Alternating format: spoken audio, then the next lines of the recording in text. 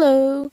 I've come here today to teach you guys about selective breeding. Selective breeding in plants and animals. Selective breeding in plants is choosing two plants with the most desirable traits, bigger fruit, stronger, etc., and breeding them over generations. This soon produces the best plant for use. Same goes with animals, whether it be livestock or pets. Livestock could usually be bred to have a quicker weight gain, be more disease resistant, and etc.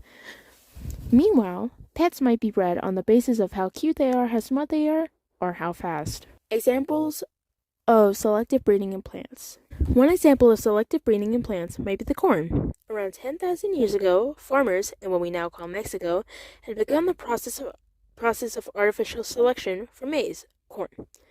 They became larger and had more rows of kernels. Also, fun fact, corn's wild ancestor was apparently grass. Examples of selective breeding in animals. Then you have the animals. The example we'll be using today will be a dog, specifically the pug.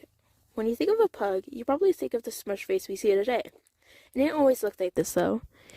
Dogs originally came from wolves, therefore had longer snouts and were generally larger. At some point, the pug used to look like this. Looks like it could survive pretty comfortable, right? And now we have this guy.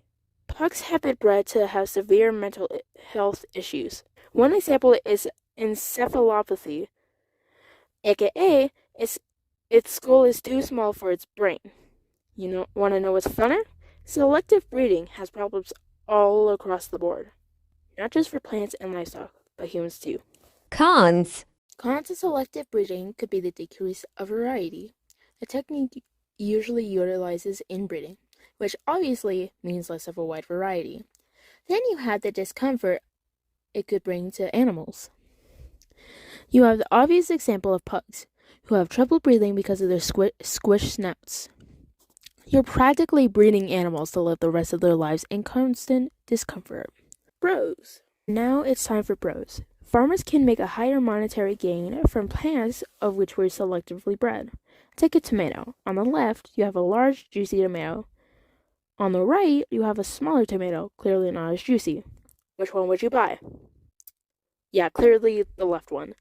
Farmers can use selective breeding to get a better product, which equals, obviously, more money. And speaking of better products, selective breeding can bring in more nutrients and overall tastier products than without. Ending notes. Selective breeding is a process of taking two products with the most desirable traits and bringing them together. While this can cause some problems, such as lower variety and discomfort to animals, it can also bring positives like more money and better products.